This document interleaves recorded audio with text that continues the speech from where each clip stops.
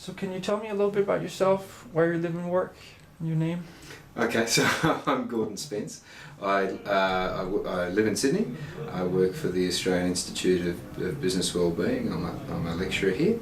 I'm also a registered psychologist in the state of New South Wales in Australia. And I do a number of things here at the business school, which is part of the University of Wollongong, one of which is lecturing, the other is related to research. And we also do consultancy work as well in the area of business wellbeing. So we're focused on not just employee wellbeing, but we're also interested in the two-way relationship between employee wellbeing and organisational performance. Right. So that's the broad area in which we work within. Right. Yeah. And what's your background for doing that? Your educational background, experience? Yeah, you'd have to go back a bit. I guess I describe myself as having had two lives. So my first life, I was I spent in the commercial world, so in retail banking and also international trade. And I was about a dozen years, 13 years in those different sectors, in a variety of different roles in Australia, New Zealand and the UK. And whilst it was interesting, I got to a point where it wasn't satisfying and I decided to get back to school. So I went and did an undergraduate degree in psychology when I was 31. And in my honours year I did a project focused on how different levels of emotional intelligence influence the way that people set goals. Yeah. And got at the characteristics of those goals. And it was a project that led me, although I didn't know it at the time, into the coaching space and into the positive psychology space quite solidly. So from there I decided to do some more study and ended up doing a master's degree at the University of Sydney in coaching psychology. And because I'm a great fan of self-flagellation, decided to do a PhD at the same time. So my PhD was in the psychology of coaching, focused on the integration of mindfulness training techniques and approaches into coaching context. Right. And so how long would you say you've been working with the integrating positive psychology and mindfulness in coaching? I suppose ever since my honours year, which was over 10 years ago, but probably 10 years. 10 years, yeah. And in your present job, how does coaching fit in? Like, when do you do coaching? I guess coaching fits in a couple of ways. So one of the things I should mention is that through all the academic work that I've done, all the teaching that I've done, all the research that I've done, I've always maintained a private practice off to the side. Right. I've never had a lot of time to devote to it, but I maintain it because it's important.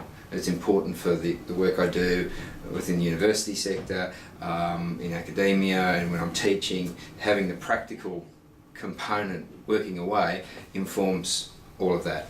Right. As does my teaching and my research informs my practice. Right. So I have that nice balance of things which works quite well for me. So I'm a practicing coach. Yeah. But I also teach within coaching programs as well. So I've lectured for a number of years now at the University of Sydney within the coaching psychology program there. I do a subject in psychology of peak performance, which is very related to coaching. And also I teach within the Masters of Business Coaching here at the University of Wollongong Sydney Business School. Right. So, I'm both, I guess I'm an educator, I'm also a researcher, and I'm also a practitioner as well. And just, you mentioned it that they both inform each other, your practice and the research. Can you say something more about what does it mean that it informs? Like, what practically, what would that be? Like, how does it help? Well, I think in knowing a bit about the evidence base that sits around the use of particular techniques or interventions, I tend to be quite a pragmatic person, so if I'm interested in reading about things because of the so what factor. If I learn about something, a technique that might work, the use of short meditations, for instance, then I'm interested in how can I apply that, not only in my own life, but also how might I present that information to people who I come into contact with through my individual coaching work in a way that might be useful for them. Right. But of course, delivering that within a coaching context. It's not about, it's not about sort of driving interventions or things at people. It's really about sort of, laying open a suite of opportunities or suggestions or things that people might want to take up if it makes sense to them. So, I'm constantly looking to try and do that. Right. And so who do you typically coach? Most of the coaching work that I do is executive coaching, so I often work with either mid-level or senior level managers and leaders who are looking to improve some aspect of their performance. And oftentimes, so I'm anticipating the next question is going to be something like, what sort of things do you work on? Yeah. One of the things that I've often found people want to work on is their basic communication skills and their ability to interact well with others. Right. And to develop team environments or workplace environments that are engaging and supportive of people's performance generally. So I've got a couple of coaching engagements happening at the moment where that's exactly what we're doing. Right. It's all about the coachees trying to find ways in which they can become a little more personable or a little bit more informal in their style to communicate with others in a way that allows people to lean forward into their work in some ways and be more engaged and more enthused. So, the challenges people have around that will differ. This particular fellow is quite an analytical chap. One of the people I'm working with at the moment is quite an analytical chap. So he finds that he tends to have very formal communications which are quite off-putting to people. Right. He hasn't really realised exactly how bad that's got. Right. So it's about winding some of that back and finding easy ways for him to change the way he's showing up at work. Right. So that's quite a common presentation in executive coaching, I've found. Yeah. But then there's other stuff like, sort of broader issues around people's leadership style. What sort of leader do I want to be is often something that more people want to do. Understand leadership a little better and then use that understanding to develop a particular style that feels like it's theirs. Right. Rather than something they've taken out of a textbook. You're right. And what does it look like when they contact you? Like, what happens before you meet? It depends. Some people approach you as private clients in the sense that they're paying for the coaching themselves. Other times the approach will come direct from the organisation. So you might be speaking to an HR director or an HR manager who rings you up and says, "Look, I have this manager that is interested in some coaching." And you then go through the organisation's process around engaging with that client. So it can be that in that way, or I'm also an associate of a leadership development consulting firm, and I sometimes pick up work through that arrangement. Right. And so what do you do? Do you talk to them on the phone or email or meet with them or? Well, once the initial contact is made, whether it be direct with the person or through an HR manager or whoever it might be, generally the first point of connection with the coachee will be via what some people refer to as a chemistry chat, where it's generally an informal chat over a cup of coffee to talk about the person, what it is that they're looking to achieve, what sort of goals are they looking to work towards, what that means to them, and also to talk a little bit about, well, obviously, me and what I've done and why, how I might be able to help, but to get a sense of, would this relationship, is there a good possibility here that we could form a working relationship that'll work. Right. Do I have the sorts of skills and knowledge that are going to help you in the things that you're wanting to do? Right. And how long would that last? Chemistry meeting? Oh, it can vary. Anything from 20 minutes to an hour. Right. Just depends. Yeah. Right. What happens then? Like after that? Yeah, if they say, "Oh yeah, I'd like to work with you," what happens? So what happens then, again, it depends on how the person's made the approach, but typically what will happen is there'll be an agreement made to commence the coaching, to set an initial session. There's generally, for me at least, there's some sharing of some basic information that's just important to the development of the relationship. So once the stuff like rates and frequency of sessions and all that sort of stuff has been established, then the very next conversation that I want to have with clients is a more detailed conversation around how the relationship will work, what the responsibilities of the coach and the coachee are, what I'd be expecting of them and what they can expect from me, that type of conversation, plus giving them an opportunity to ask any questions that they might have about the coaching process before anything gets started.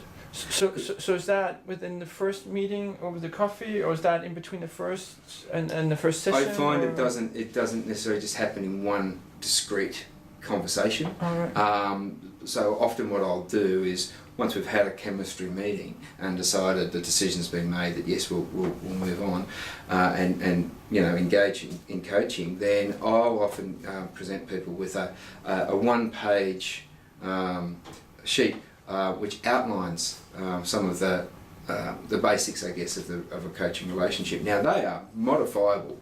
Yeah. It's really just a discussion document in many ways, right. so that the coach and the coachee, me and the person I'm going to be working with, can decide this is the sort of relationship that we're going to have. Now, there's some parts of that are not negotiable. So, for instance, things like confidentiality, things like getting notice prior to postponement of a session, and those sorts of things will be fairly standard.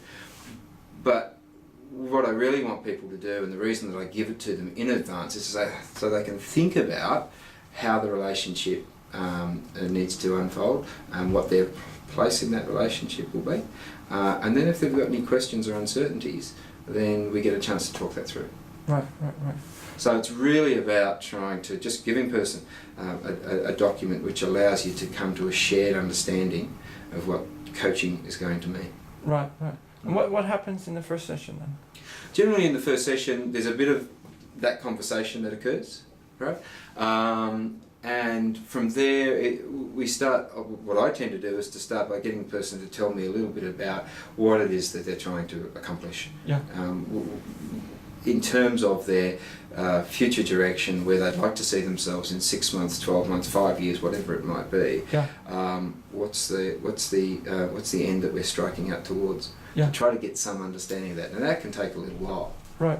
So often the first conversation that we have is very much about that. And I'm keen to get people to tell me about it in as much detail as possible. Yeah. And I'm keen for people to tell me about it, not just from a professional point of view, but what it's going to actually mean for their the broader sweep of their life. Right. Because I tend to approach the coaching that I do in a fairly sort of holistic way. So I'll tend to ask people questions about, well, if you were able to make that change, well, what would be good about that? What would be the best thing about it? How would you be showing up at work or in your home environment in a way that was different than it is today? Right. Do you want to get people to think through what it is they're trying to do, why that's important, and how it's going to make a difference? Right. And generally that's quite a clarifying conversation for a person to have, I've found. Yeah. And it can just, because people tend to, I find, come into executive and workplace coaching tending to be quite busy in the head. Yeah. That's a good way of helping people to downshift a little bit and to start to think about that broad picture before you even begin to set a goal. Right. Yeah. So when do you set a goal? When it seems that that's the logical next place to go, and that's going to be determined by where the client is at. Some people come into coaching quite fuzzy, not really knowing quite what they want to do. And so the goal clarification process can take a bit of time. Other people, not the case. Other people will often come in with quite a clear view on what they're wanting to do, and will have a good sense of what's motivating about that. And if I get the sense that people are very clear, then and have a pretty specific idea of what needs to be done, then it will often feel like it's the right time to get in and start to set goals. Occasionally what you'll get is a person comes in with yes, I know exactly what I want to do. I want to, achieve this promotion in, I don't know, a couple of years, whatever it might be, but may not necessarily be in touch with what's motivating them to achieve that. Be quite fuzzy around, what's energising that goal. Yeah. And if that's the case, I'll still go into ask about the motivation, because motivation is one of the things that most interests me. Yeah. I'm really interested in motivation. Yeah. So I tend to like to explore with people what their motivations are for things. Yeah. Because I think when we're clear about that, then we're in a much better position to be able to set goals that line up with our values and our interests and things. Yeah. So there'll be times when people's motivations aren't necessarily clear, and I'll sometimes stop with people to wonder about that a bit. Yeah. And that may or may not turn lights on for people, at which time, you might just agree that, okay, well, the motivations aren't real clear, we've had a bit of an exploration, but perhaps what we can do now is start to move towards the goal, and some of the meaning associated with this goal might begin to emerge as we work towards it. Right. All right. So I take my guide from the client largely about when it's the right time to set a goal, but I also like to try and encourage people just to do a bit of exploring into what's underpinning it, because that makes a big difference, I think. Right. And what happens between the first and the second session? It varies. You can't really. I can't say that any coaching session really has gone the same way twice. People are just so different. So, what tends to happen in the second and third session, in my experience, is that people will often make a bit of early progress. Yeah. They'll have had a conversation about the initial goals. They'll have got started. They'll have seen some nice progress, and they're wanting to continue to continue that progress.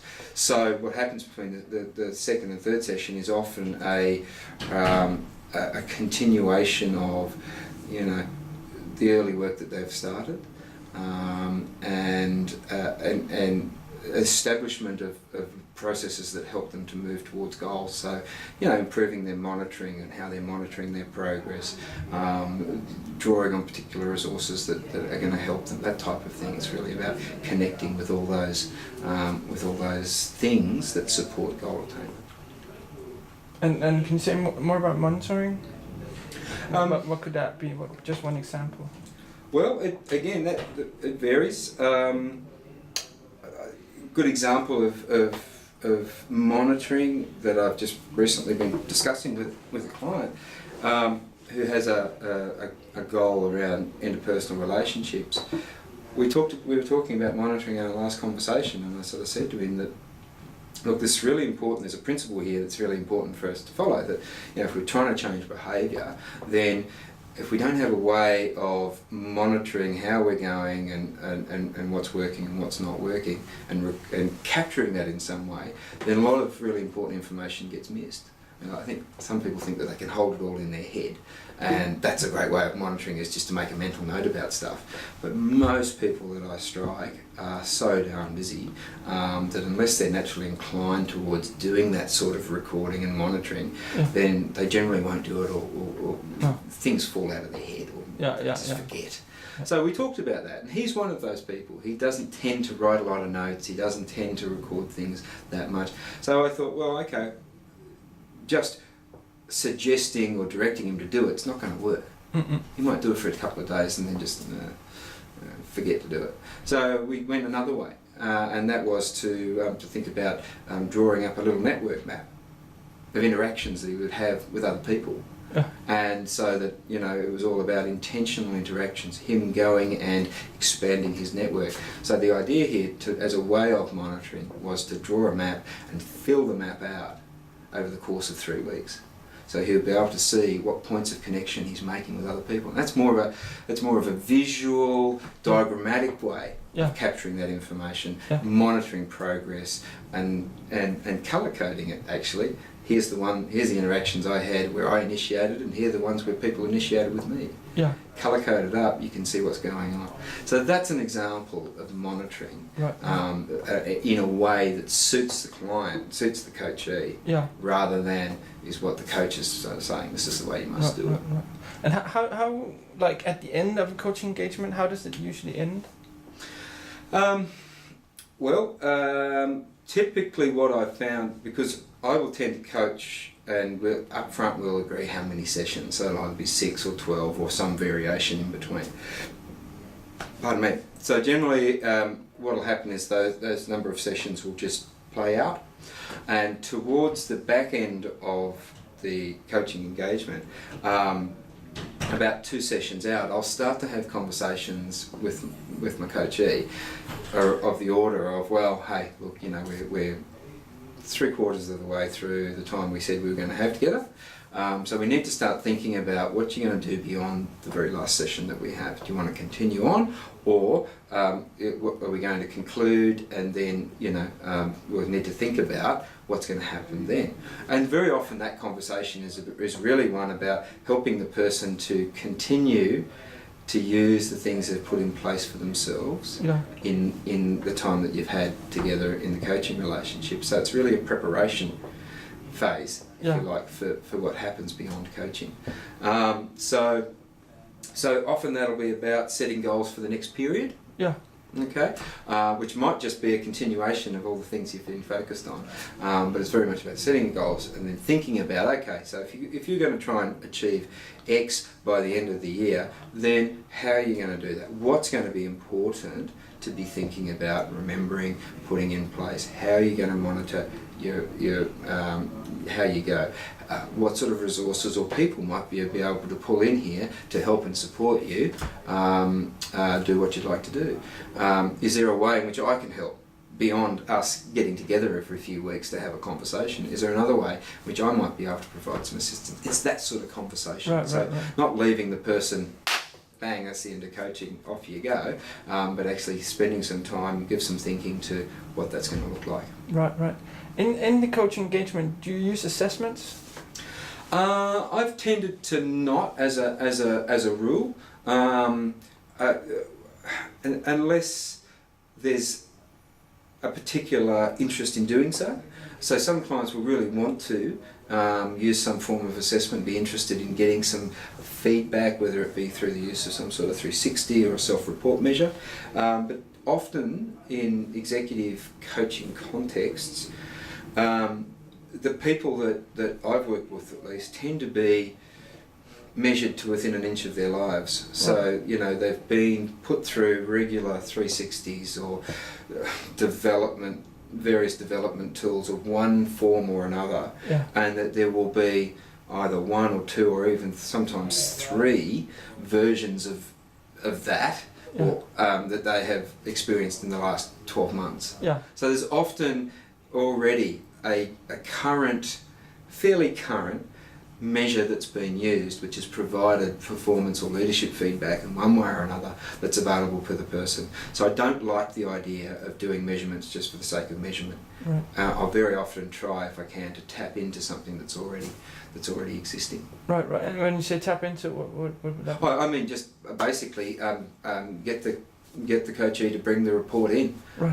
Give me a copy.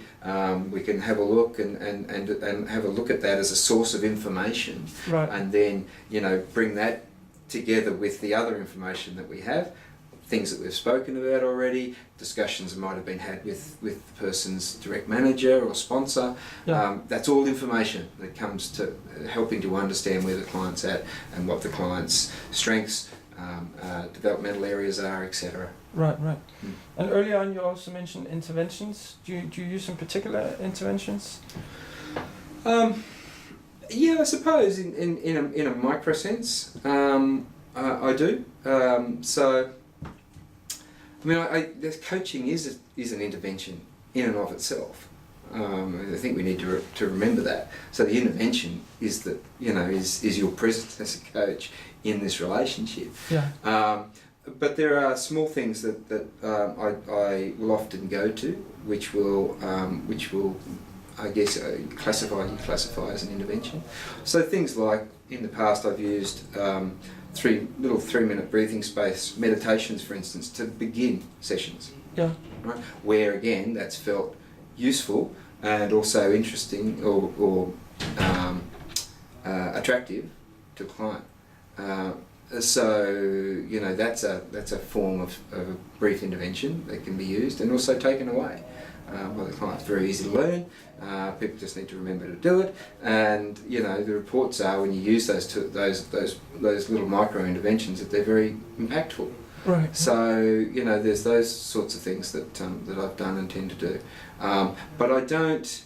I find that sort of highly structured interventions, I think, in clinical context, they're often really, really important. In coaching context, I don't see them as being as necessary, because they can be, the tendency and the tension that I have around them is that they will tend to shoehorn person into a particular process, which may or may not be absolutely what they need. Right. So it can become a little too, if you're not careful, it can become a little too coach driven. Right. It can lead you away from being more client or coachee centered. Right. And you use the word micro interventions, or in micro sense. So what would be, you mentioned coaching could be an intervention in itself. Can you say more about that? I assume that's macro. Yeah, it is. That's the way I would describe it. What more do you... So how does it work? Like, how does the coaching work as an intervention? Oh, okay. Oh, right, that's an interesting question. Well, here I answer that through a theoretical lens. And the theoretical lens, one of the theoretical lenses that I employ, which most people who know me will know, is self-determination theory. Right. So I think about coaching very much through the lens of self-determination theory. And that, so to answer your question about the intervention, how does it work? I see it working as an intervention which helps people to optimise their functioning by improving need satisfaction of 3 basic needs. So the need for autonomy, competence and relatedness. And I see coaching as being able to help people to satisfy those needs both within session, so that in the way in which we work with somebody one-on-one in a coaching session, there are opportunities for the coach to help people to meet their need for autonomy. So in other words, to engage in the session and in their life more broadly with a sense of volition, with a sense of choice. Right. So when we use the GROW model in coaching, for instance, begins with, so what would you like to, it's an agenda setting phase, which is very much aligns with helping a person to engage in this conversation in quite an autonomous way. Some people don't like that question in coaching, they find it really difficult, but essentially I see it as being one way that coaches can help people to become a little bit more autonomous and take control of their responsibility for their development and growth. Right. So that's just an example of how I see the coaching conversation as providing a context in which people can get those basic needs met, and the micro skills develops relatedness, and then solution focused work can help people tap into resources and their strengths and abilities, etc., etc. Right. And that the coaching process more broadly provides people with an opportunity over time to engage in their daily pursuits, right, and then their professional and personal commitments or their goals in a way that also gives them opportunities to satisfy needs for autonomy, competence and relatedness. So I view coaching as intervention and the way that it is effective through macro and micro lens in some ways. Micro being what happens in the session, macro being what happens outside the session, which these sessions can help people with. So people move back into the world in a way where they're behaving in a more autonomous way. They are better connected with their strengths and abilities and the things that give them a sense of competence, and they're also oriented towards their relationships and enhancing those relationships to support the things they're trying to do. Right. Does that help? Yeah. Okay. What about knowledge sharing? Do you sometimes share your knowledge? share my knowledge. Yeah, in the coaching. coaching. My knowledge. So you have knowledge of research, you have knowledge of your experience, you have knowledge of theories like this one, for instance, the self-determination theory. Yep. And some coaches learn only to ask questions and not to tell too much. Oh, right. Yes. So what do you do? Because telling is a violation of core Rogerian principles that leave most coaches feeling. Yeah. Look, yeah, no, I think this is one of the things that I see coaching as being extremely valuable intervention from a number of points of view. And I think one of the points of view is that it can provide an opportunity for coaches to disseminate information, right, and do it in a way that's not necessarily directive, but it's informative. So are there times when I do that? Absolutely. So for instance, there's a book, I won't grab it, but there's a book that I will often give people, or let people borrow when we get to questions around autonomy, thinking about meaning, wrestling with existential concerns in life. I'll whip Man's Search for Meaning off the bookshelf, Viktor Frankl, and talk to people about that book, about that story, about the basic ideas that sit around in the philosophy and the psychology of it. So I like to try and connect people with information, knowledge, and other perspectives that they haven't necessarily come into contact with. Right. I see the coaching conversation being a great platform for that. Yeah. I'll often talk to people about the preconditions for flow.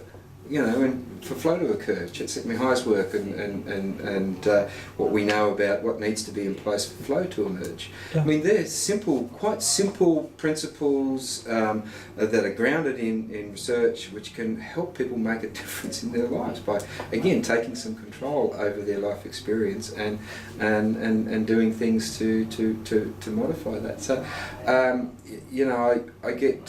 think that's one of the very great value adds that we provide as coaches, being able to do that. So I don't shy away from that at all. Right. And so when would you do that in a coaching session? When would you share your knowledge? When would you ask a question? When I think it's useful. Yep. And I think that's about looking for the learning moment in some where just the point where a person is just ready to hear the next bit. A little conversation. Sometimes, the number of times I have talked to people about, and again it comes back to motivation, when I talk to people who are struggling with motivation about one thing or another, and they've expressed a desire to try and do something about that. They don't want to be passive, they want to actually be active and try to transform their experience in a positive way. I've often jumped up on the whiteboard, drawn a little flow diagram, talked about the principles that underpin flow, and made the point that one of the interesting things that comes from that research is that, we can sit around and wait for motivation to descend upon us from on high, but at the same time we can impact and influence how motivated we are by the decisions we take. Yeah. There's a great self-responsibility message in there if people choose to engage with it. So that sometimes I will give that to people as a little sort of encourager in some way to think and a framework, mostly a framework to help people think about, well, if I did want to change my experience a little bit, if I wanted to experience a little bit more, enhance the quality of that experience that I'm having, then here's some stuff that I could do. Set clear short-term goals, and take on goals with a fuller sense of choice. That type of stuff, those basic principles. How could I do that? What sort of things would I need to put in place for that to happen? So it can become a little framework that helps people to direct their own day-to-day activity. Right. What about flexibility? You mentioned before that clients are very different and no first session is alike. So can you say something about flexibility and how you adapt? I suppose that monitoring conversation that I was telling you about earlier is probably the most recent example that I have of that, because I found myself approaching the conversation almost, as we were moving towards the end of that session. I thought, well, this isn't going to work if he doesn't find a way of monitoring. And here's the best way of monitoring: for him to keep some sort of a diary or a journal of what he's doing, who he's seeing, what impact it's having. And then as I was beginning to put that sort of together in my head, I thought, hang on a minute, that's just not going to work. He's told me a couple of times he's not a note taker. Yeah. We need to perhaps find another way that's going to work for him. Yeah. So, I raised that and said, so I'm just wondering if there's any other ways which we might be able to monitor other than writing stuff down in the way that I know, it feels uncomfortable or clunky for you. And so we had a bit of a discussion about that, and from that discussion popped out this networking idea, and he gave it several of his own tweaks, if you like, to make it manageable and attractive. Yeah. For him. So I think that's one of the things that you've got to do in coaching is it's good to have a bit of an idea about how it might be good to structure things, but you've also got to be paying attention to what makes sense for your client and what works for them. So if we start getting too rigid around our processes or our intervention, then I think that can alienate coachees a bit. Right. And lead to maybe some compliance. Yeah, I'll do it because the coach says that I need to do it, rather than a full ownership of of things. Right. And so, do you have to be creative to come up with that chart, or is that him coming up with it, or how does that work? Well, it's a collaboration.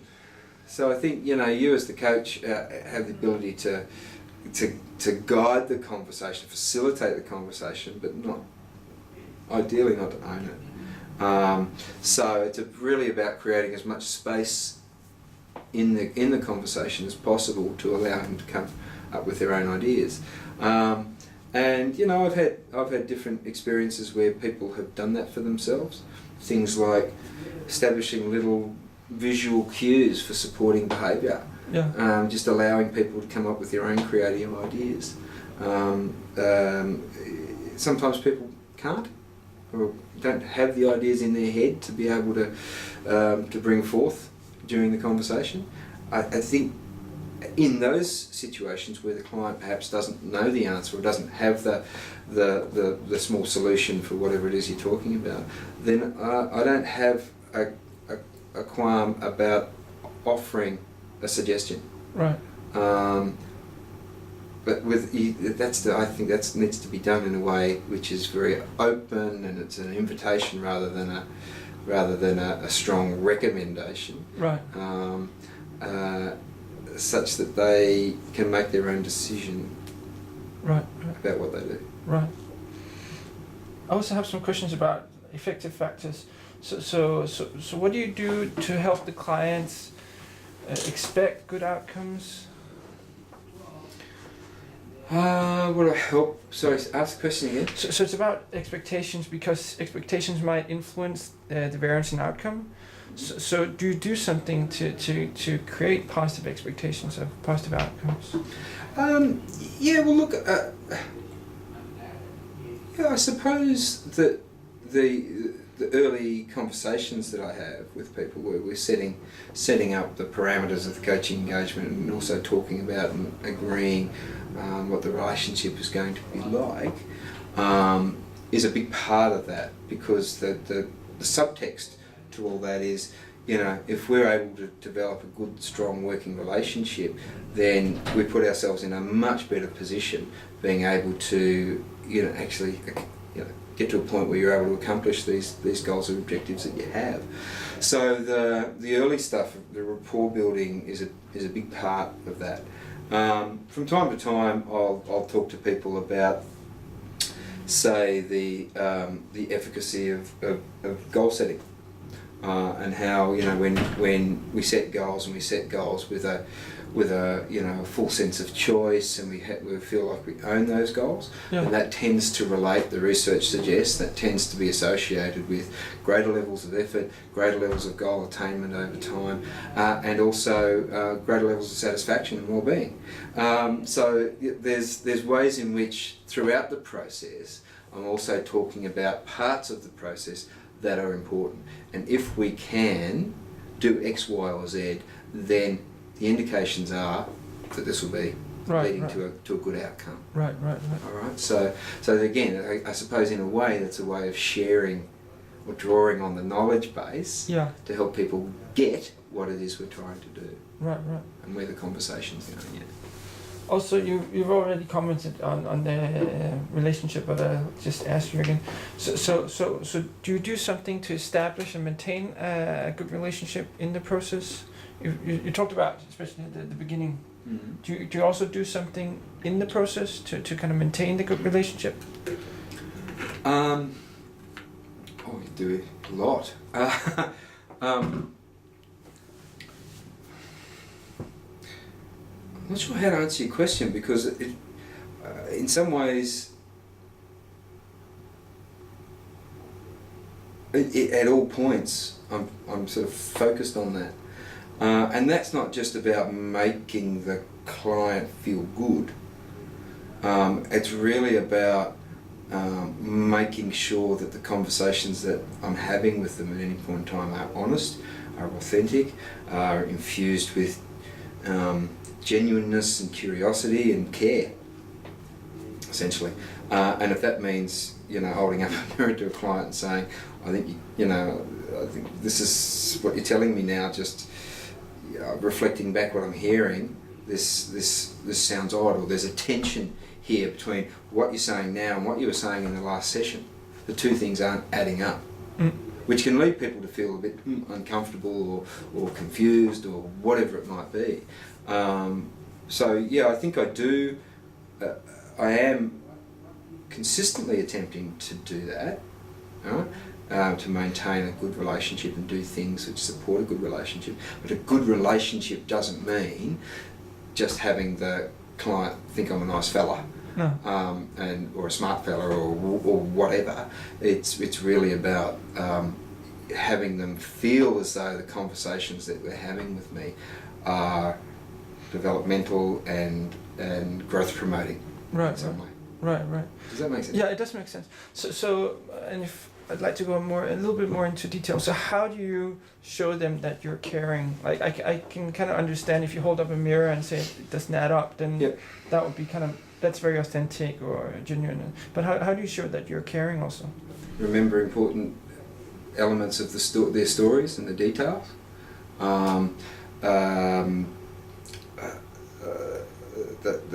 That's one way. I think there's lots of ways. Anticipating needs be one thing. So having potential resources that they might find valuable, articles, those sorts of things, having those available and easily accessible. So anticipating that there might be needs would be another way.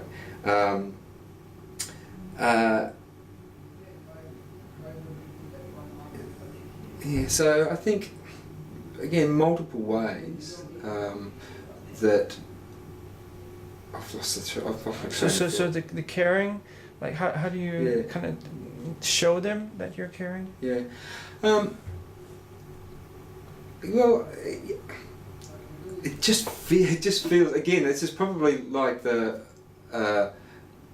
just feels like all of what I'm doing when I'm coaching is in some way related to an element of care in respect of the person I'm working with. So it's listening intently, being able to reflect back what people are saying and not always get it right, but to get it, fairly accurately so. Being mindful with your client, I think, is what allows you to do that. And I think when you're doing that, people just pick up on it. Right.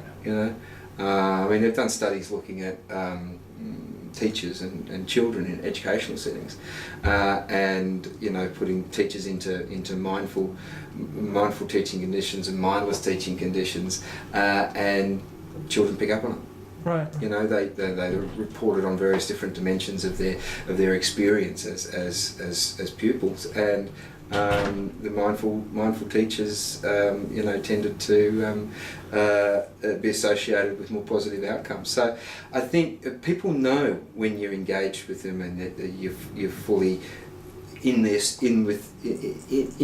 sort of trying to inhabit their world or understand their perspective, and you're doing that well. So the empathy piece is another way, of course, that people will get that sense. Yeah. So I think it's connected with all of the soft skills that are associated with coaching, and I think they're just so important.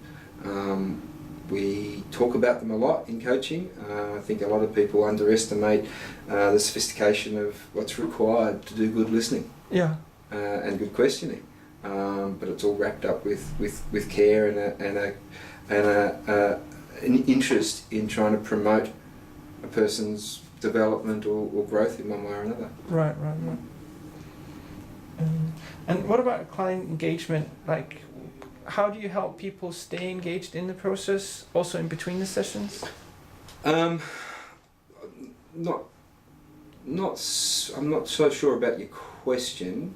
It indicates to me that I'm trying to keep people engaged. I think it's not about me forcing people to be engaged in the process, but them people engaging with the process in their own volition. Yeah. Okay. Yeah. So I think how do I create a situation or a context in which people are prepared to do that?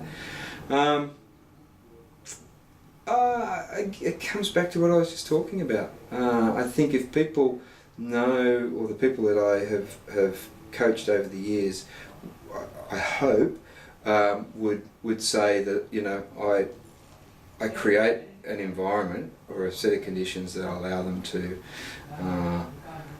think through without being too defensive, without being unnecessarily guarded, issues that are of importance. So I think when you're able to do that, then people will look forward to coming into conversation with you the next time. That would be like, oh great, I hadn't a chance to think about this, but I've got a session with Gordon tomorrow. That's a perfect place for me to do it. So I often find that clients will come along prepared and really keen to explore a particular issue, because I'm assuming here that they know that they've got the space to do it. Yeah. Right, and they're going to bring it in. They're going to talk about it, and they're not going to be judged for it.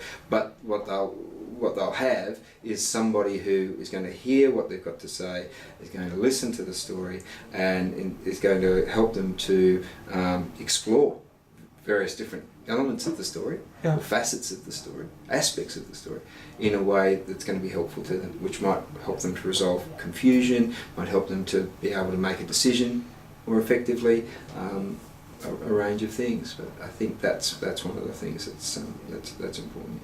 Right. And what do your clients tell you? What's mostly helpful for them? People love being able to have the clear space. Yeah. For a lot of executives, a lot of people working in organisations, they don't often get that, right? So I think that's one thing.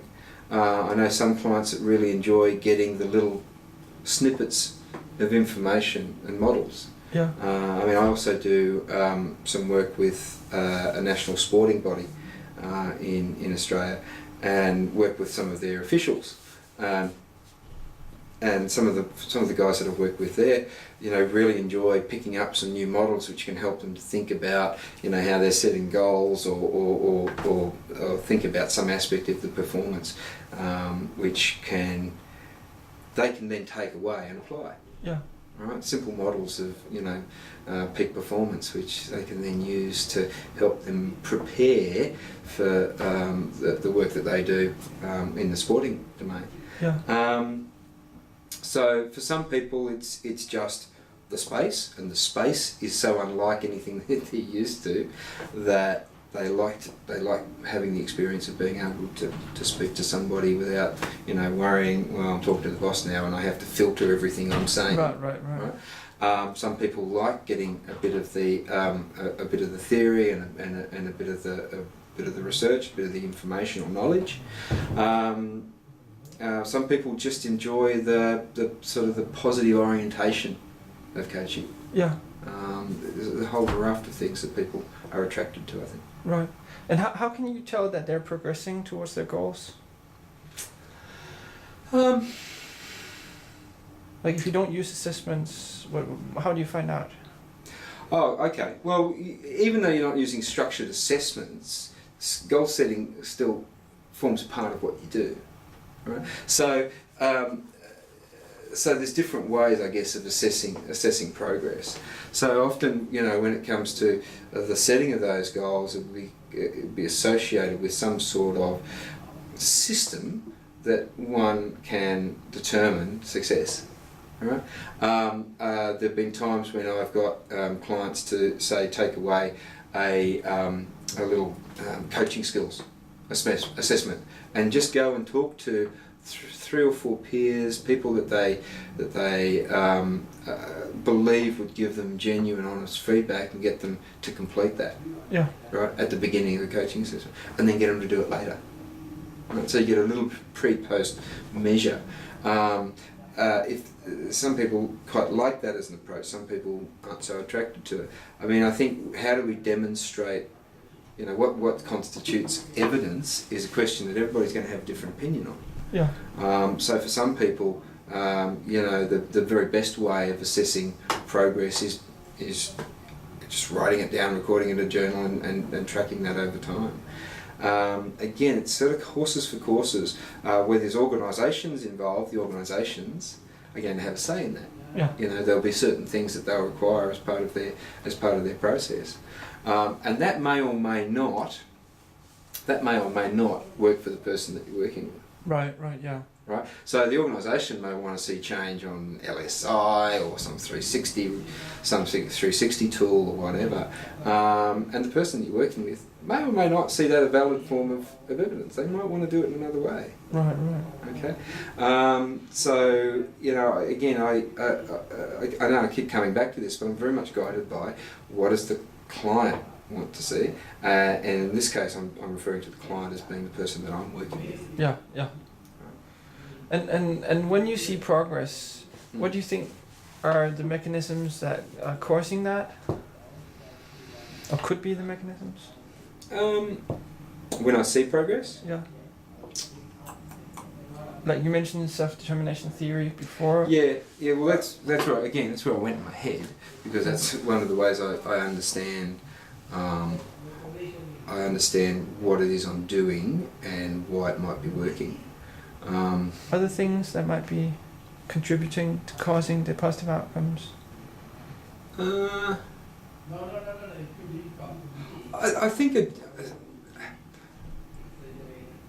a general there's a confidence or a self-efficacy that can emerge from coaching, which helps people to move back into their world feeling slightly more confident or assured about what it is they would like to be doing and perhaps need to do. So that in many ways, you know, again, coming back to that confidence dimension of basic needs, that coaching can help people to clarify what it is they want to do, come up with a plan and approach that's going to work for them, and then move out into the world feeling fairly confident that they're able to do something about that. Yeah. So I think when people do well, one of the reasons that happens is that they have that confidence. Maybe it's even courage. They're feeling a bit braver to engage with the world in a different way and to go out and have a try, and then they find it works. Yeah. I mean, my head's gone back to one particular client where that was the case, and although it was a situation where at the end of the day the organisation had already made a decision that they were going to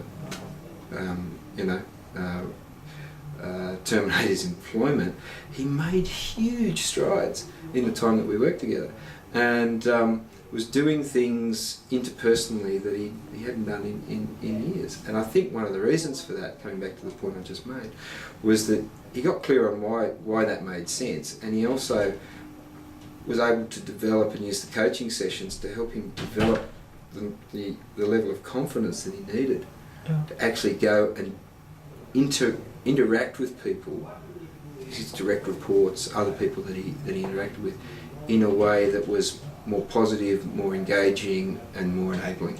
Right. And without the coaching, I don't think he wouldn't have got there, because he needed that processing time. Right. And that processing space.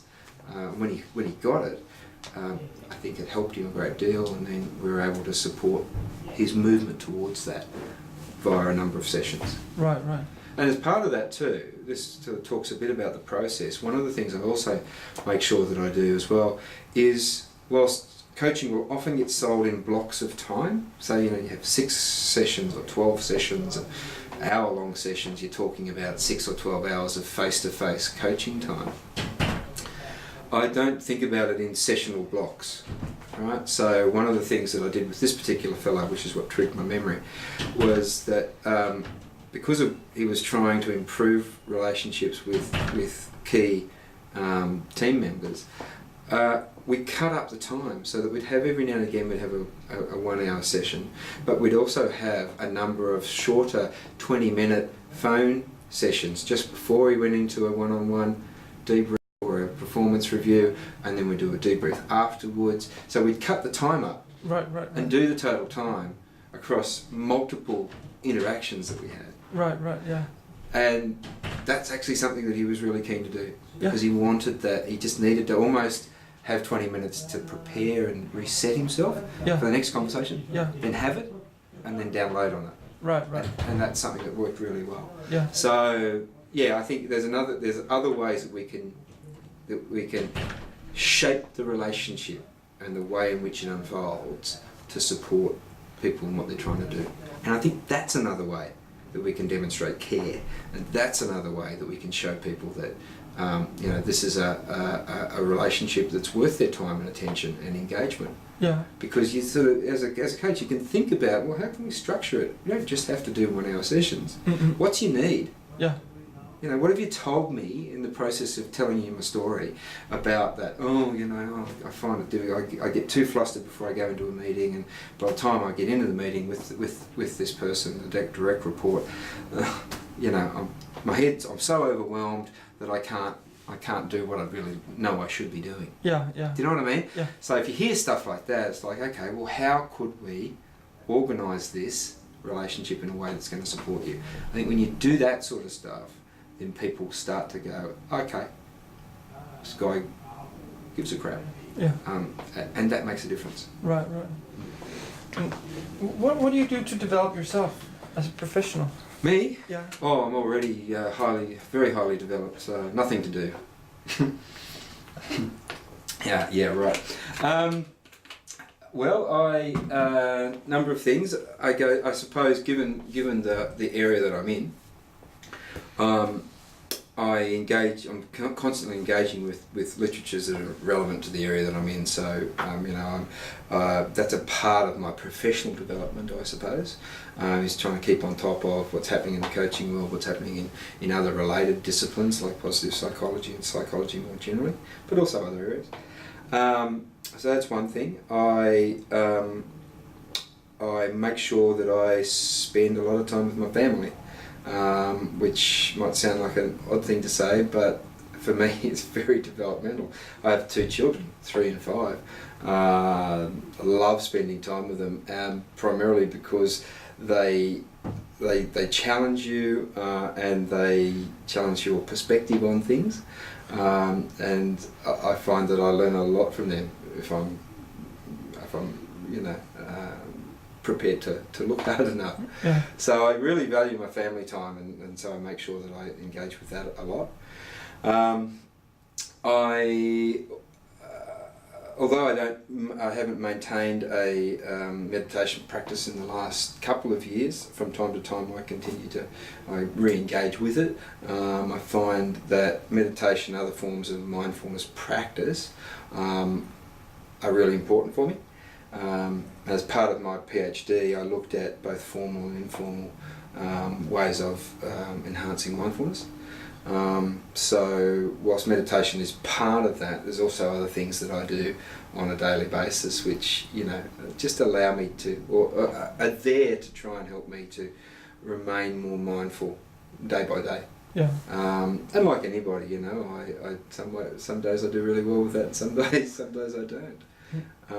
So things like basic variations on mindful walking and just paying attention to the world.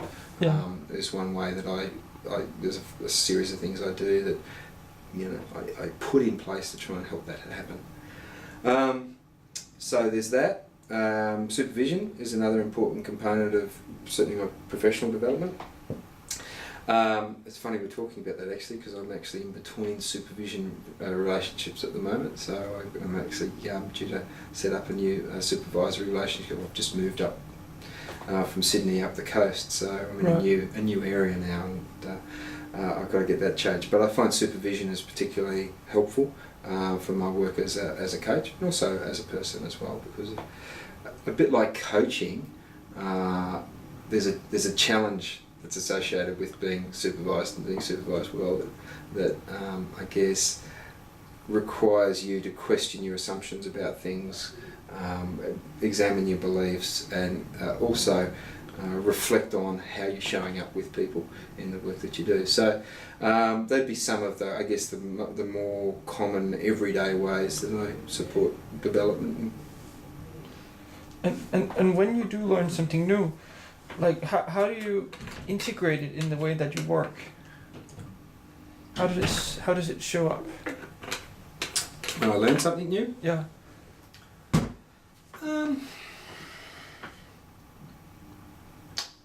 It's a good question. How do I do that? Well, I guess if I've learnt something new, I've learned about a new piece of there's been some new research, or there's been a new technique or a process that I've encountered. I guess for me to use it in my practice, I've got to be sold on it myself, so I need to have had some direct experience of it. So I think one of the things that I will tend to do when I'm lecturing, when I'm coaching, is I generally won't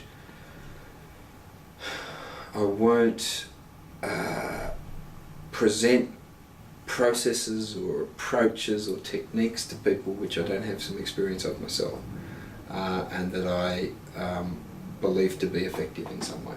Does that make sense? Yeah. So how do you experience it?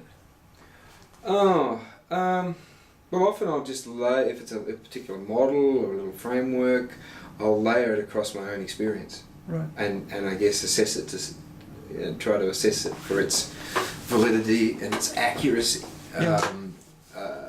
That's one way that I do.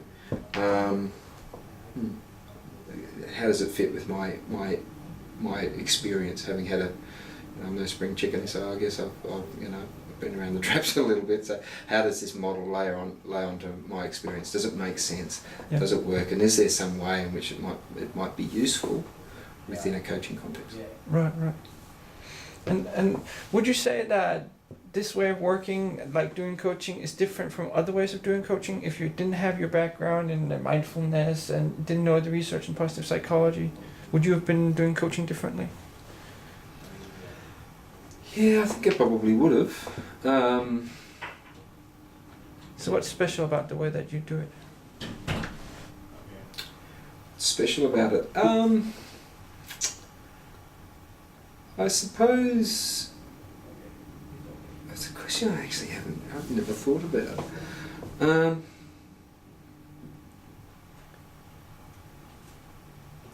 The only thing I can think of is I'd probably approach coaching perhaps a bit more rigidly or mechanistically. That maybe there'd be some model or process that I was employing, and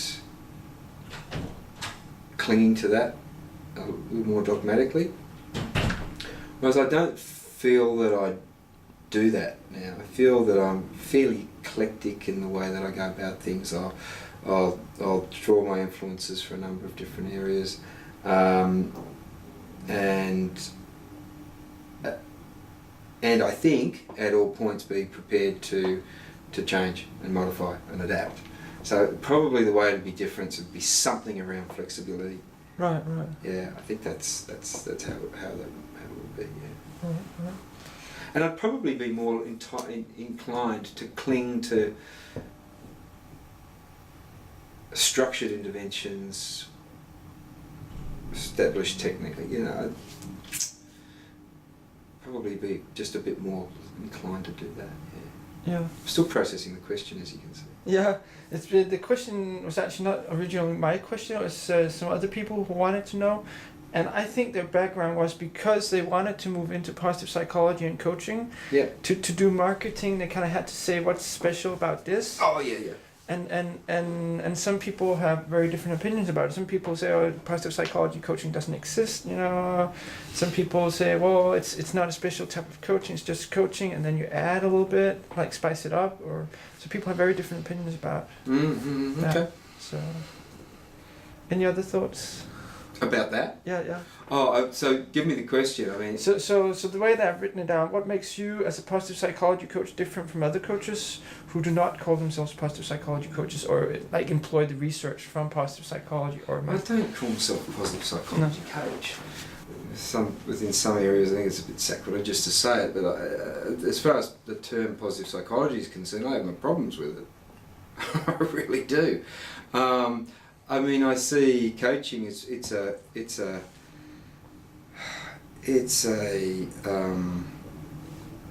relationship that's focused on the enhancement of a person's cognitive, emotional, and behavioural functioning. You know, I mean, it's there to assist, or you know, it exists for the purpose of trying to help people to enhance their experience of life across multiple different areas. That's a positive thing to do. I mean, it's positively oriented in that sense. Yes, there's an established field called positive psychology, which is a subdiscipline of psychology, which has a particular orientation, and that knowledge base, because it is a knowledge, you know, it's an established knowledge base, has utility in coaching. It's useful. There's useful stuff to draw on from that literature, both theoretically and both from an applied sense. So, you know, I think all coaching has a positive psychology component. So I don't call myself a positive psychology coach, but I do recognise that what I do has a strong sniff of positive psychology about it. Very strong. Yeah. You know. So yeah. Yep. Makes sense. I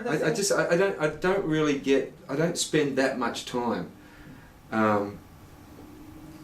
engaging in, you know, is it this, is it that? I mean, I just think it is, and I want to move on. Yeah. What about, are there things that we have not talked about, but that are important to kind of understand the way that you work? Like things that I might have overlooked? I didn't know I should ask you about. Or... I don't know why this has just come to mind, but sense of humour is really important in the way that I work with people. It's critical. I think to have I think a lot in executive coaching particularly, a lot of serious stuff gets addressed. You know, and people come in with big challenges and things that they need to work on that are critical not just for their own career and their own personal performance, but also for performance of their organisations and other people that they come into contact with. But I think, I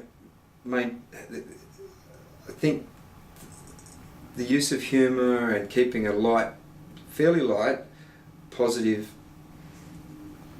atmosphere in coaching conversations is important. So I try to do that. I mean, I'm kind of naturally oriented towards it anyway.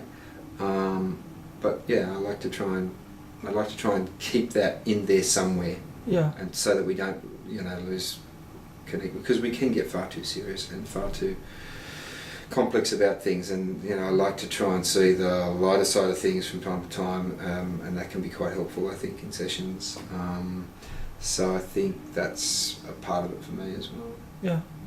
And why does it help? Like, why would you say it helps? I think just sometimes, it doesn't matter what we're looking at and how serious a situation might be, there's often always some absurdity or something about our daily concerns and struggles that has an element of the ridiculous about it. And that's not to diminish it. It's if you're prepared to look, it can have those features. And sometimes even my own concerns, I look at my own concerns and have a bit of a giggle about them and think, oh, you bloody, getting so stressed about. Taking bigger pictures. I mean, I think it just helps us to pull ourselves to give us a different perspective on things. Yeah. Which can be helpful. Yeah. And humour is a great way of doing that. And so it's just an attitude, I guess, I take into my work. Right. What would you like other people, like I talk to interview other people also, is there some information you would like for me to kind of ask them about? What would you like to know about how other people work? How they use theory. Can you say something more? Well, I talked to you earlier about one of the theories that I have in my head when I'm coaching and I use as a bit of a, I guess in some ways, sort of a set of compass points as self-determination theory. And that helps me to shape questions, helps me to think about my client in a way. And I wonder what theoretical understandings people carry into their coaching. I think people carry in a lot of models and a lot of techniques, but do they have another do they have a sort of a coherent understanding or a set of propositions that inform what it is that they're doing in some way? I constantly sort of wonder about that. How are people putting together their coaching practice in their head, essentially making sense of client stories? That's one question. Yeah. Continually wonder about. What else? I might do for the moment. If I think of another one, I'll sing out. Right. So what advice would you give to others, like if other people were interested in taking some of the research from positive psychology and using it in a coaching context? I'd say have some perspective on motivation. Yeah, some theory or some perspective that can inform your work that helps to understand human motivation. I would say that if people are using techniques or specific interventions, that they understand what those interventions are, they understand the evidence that sits around them, but they also understand the strengths and weaknesses of what it is that they are looking at. And that they don't overpromise. Yeah? They don't make promises that go beyond the data. Yeah. All right. I would also strongly recommend that people don't think about positive psychology as being all about just the presence of, you know, positive emotion, the cultivation of positive emotion, and that unreflectively adopting the view that somehow negative emotions are bad and, you know, need to be removed or expunged in some way. I think what we need is a balanced view of emotions, particularly, such that, you know, we understand that negative emotions have their place, and, you know, they have adaptive value, evolutionary value, and that they perform important functions, and they're just part of the experience of human life. I've heard too many people in positive psyche area make no reference to positive emotion, negative emotion, or make reference to negative emotion, say, oh, well, positive psychology is not just about positive emotions, it's also about the negative, but then say nothing about the negative emotions. You know, the importance of sadness, for instance. I mean, sadness fulfills a particular role, a particular function for human beings, and very often the difficulty is that we experience negative emotions as our own reaction to them, that cause us difficulty, that want us to, you know, that lead us to want others to do something with their own sadness or their own whatever it might be. So I just want to, you know, the whole positive psychology is happy dappy, and you know, that's the end of the story. It's all about positive emotions and the other things. Is a limiting view. Yeah. So that's the other thing I would say to people who are looking to bring positive psychology into their work, is to have a balanced view. Yeah.